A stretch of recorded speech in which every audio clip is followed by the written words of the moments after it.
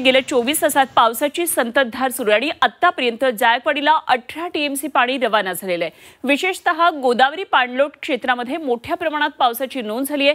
परिणामी गंगापूर धरणासह जिल्ह्यातल्या जवळपास 10 धरणांमधून विसर्गाला सुरुवात करण्यात आली आहे। दारणा धरणामधून विसर्ग वाढवण्यात येणार असल्यानं ग्रामीण भागातील गोदावरीच्या नदीकाठातील गावांना सतर्कतेचा इशारा देण्यात आला आहे। भावली, भाम आणि काळुसे 3 धरणं ही आता 100% भरलेली आहेत। तर एकंदरीतच संपूर्ण नाशिक जिल्ह्यामध्ये काय परिस्थिती आहे जाणून घेऊया। आमचे प्रतिनिधी योगेश खरे आपल्याबरोबर थेट जोडले गेलेत नाशिकमधून।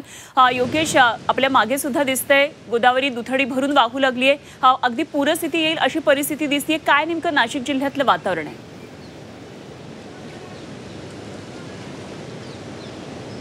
खरं आहे, गोदावरीला पूरसदृश्य परिस्थिती या ठिकाणी निर्माण झाली आहे। आपण बघू शकतो की रामकुंड परिसर ज्या ठिकाणी स्नान करण्यासाठी सर्व लोक येतात, वेगवेगळे विधी करण्यासाठी, धार्मिक विधी करण्यासाठी लोक येतात, हा परिसर आपण बघू शकतो की पूर्ण पाण्याखाली गेलेला आहे रामकुंड परिसराचा। त्याचबरोबर गांधी ज्योत परिसर पण आपल्याला पाण्याखाली सगळा दिसून येतोय। मंदिरं जी आहेत रामकुंडावरची ती पण सर्व जवळजवळ पाण्यामध्ये अर्धी बुडालेली आहेत आणि छोटी मोठी मंदिरं जी आहेत, छोटी मंदिरं ती जवळजवळ पाण्याखाली गेलेली दिसून येत आहेत। आपण जर हा परिसर बघितला तर हा पूर्ण गोदावरीचं पात्र याला म्हटलं जातं।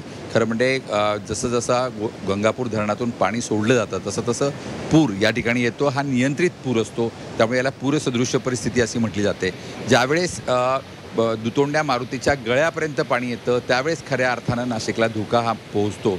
मात्र एकूणच सध्याच्या या स्थितीमुळे पुराचा अनुभव हा नाशिककरांना पाहायला मिळतोय। मोठ्या प्रमाणात नाशिककर पूर पाहण्यासाठी या परिसरामध्ये येताना दिसत आहेत। सध्याची परिस्थिती पूर्णपणे नियंत्रणात आहे। मात्र दारणा धरणातून आता पाणी सोडण्याचा जो काही विसर्ग जो आहे तो मोठ्या प्रमाणात वाढवण्यात आला आहे आणि त्यामुळे नाशिकच्या ग्रामीण भागामध्ये परिस्थिती अनियंत्रित होऊ शकते। यासाठी नदीकाठच्या सर्व गावांना, म्हणजे निफाड तालुका असेल, त्याच्या पुढे नगर जिल्ह्यात जाणारी गोदावरी असेल, या सर्व गावांना सतर्कतेचा इशारा देण्यात आला आहे। कारण हे सर्व पाणी आता जायकवाडीकडे सोडण्यात येईल। आत्तापर्यंत कधी झालं नाही ते 15 ते 20 वर्षाच्या इतिहासामध्ये पहिल्यांदा जुलै महिन्याच्या पहिल्या आठवड्यापर्यंत जायकवाडी जवळजवळ 18 टीएमसी पाणी गेलेलं आहे आणि त्यामुळे अजूनही हे पाणी जाईल आणि जायकवाडी जुलैच्या मध्यापर्यंतच भरतं की काय अशी परिस्थिती या एकूण पावसामुळे निर्माण झालेली आहे। अनुपमा, योगेश धन्यवाद दिलेल्या या सगळ्या सविस्तर माहितीसाठी। आणि आज दिवसभर नाशिकमध्ये काय नेमकी पावसाची स्थिती आहे वेळोवेळी आपल्याकडून जाणून घेत राहू। तुर्तास धन्यवाद दिलेल्या माहितीसाठी। योगेश खरे आमचे प्रतिनिधी आपल्याबरोबर होते।